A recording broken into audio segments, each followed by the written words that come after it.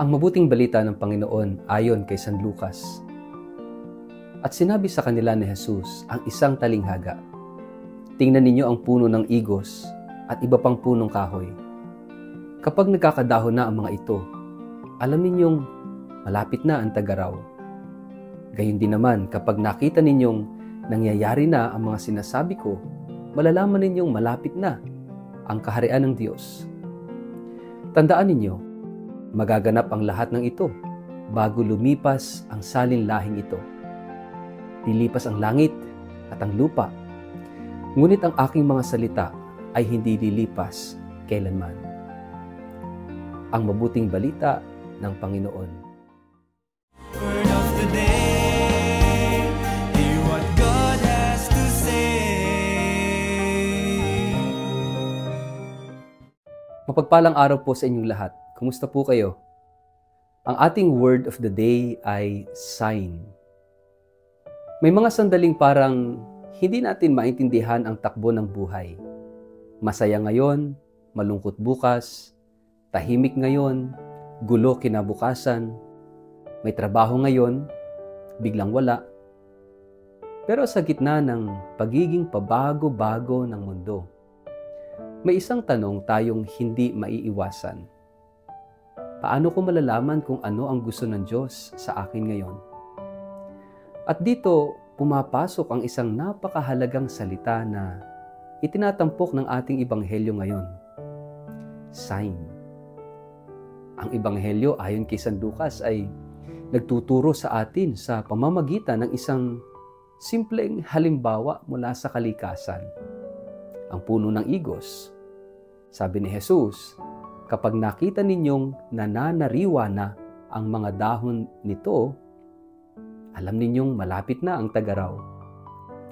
Isang aral na pangkaraniwan naman, ngunit napakalalim. Marunong tayong magbasa ng mga tanda sa paligid natin.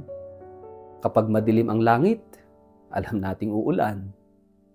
Kapag mausok ang bundok, alam nating pwedeng sumabog ang bulkan.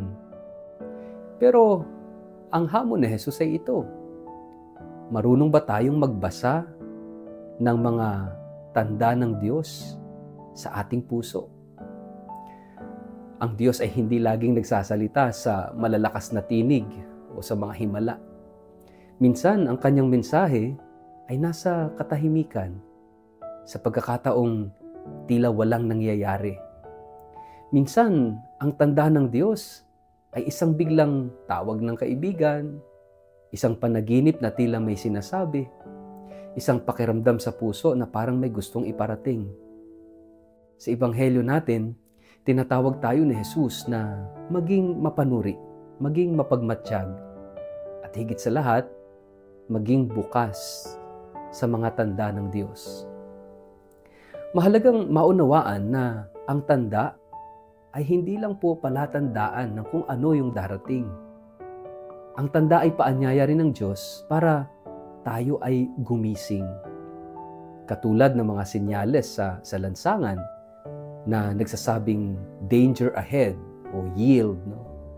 Ang tanda ng Diyos ay maaaring babala, maaaring paalala o paanyaya. Kung minsan, ito'y anyayang huminto. Kung minsan, ito'y tawag upang magsimulang muli. Sa panahon natin ngayon, maraming tanda ang Diyos na ipinapakita. Ang sakit, ang pandemya, ay tanda na kailangang pahalagahan ang buhay at ang kalusugan. Ang sunod-sunod na kalamidad ay tanda na kailangan nating pangalagaan at iligtas ngayon ang kalikasan. Ang mga pagkakahiwa-hiwalay sa pamilya ay tanda na kailangan ng mas malalim na pakikinig at pagmamahalan. Ang katahimikan ng puso kapag nagdarasal ay tanda na nariyan ng Diyos kahit wala tayong nararamdaman. Mga kapatid, ang tanda ng Diyos ay hindi para takutin tayo, kundi para ihanda tayo. Sabi nga ni Jesus, kapag nakita ninyong nagaganap na ang mga ito, alam ninyong malapit na ang paghahari ng Diyos.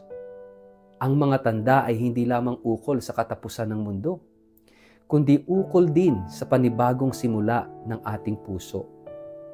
Ang bawat luha, bawat tagumpay, bawat kabiguan, bawat pagkikita at paghihiwalay, lahat ng ito ay maaaring tanda ng Diyos kung tayo ay magiging mapagmasid at mapagpakumbaba.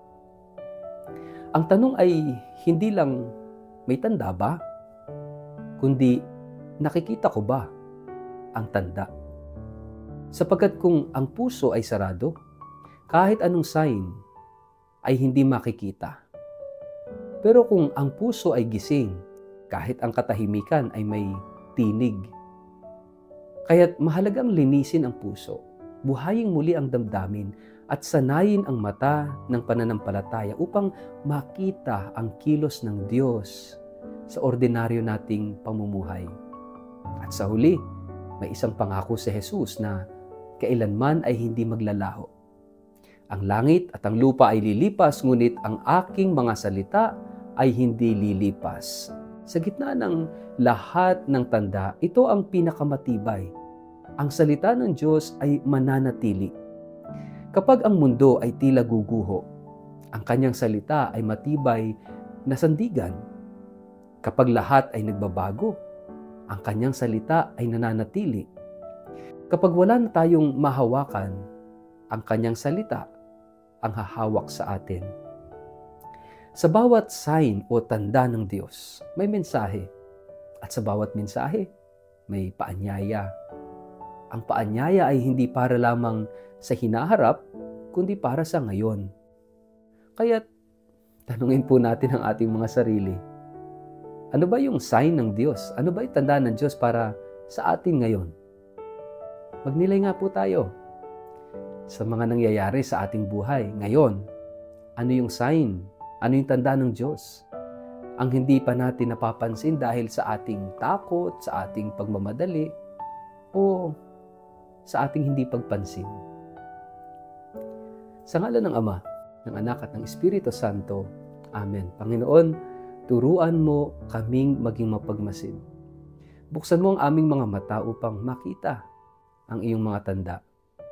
Buksan mo ang aming puso upang marinig ang iyong tinig sa katahimikan. Sa gitna ng pagbabago sa aming paligid, patatagin mo kami sa iyong salita na kailanman ay hindi lilipas.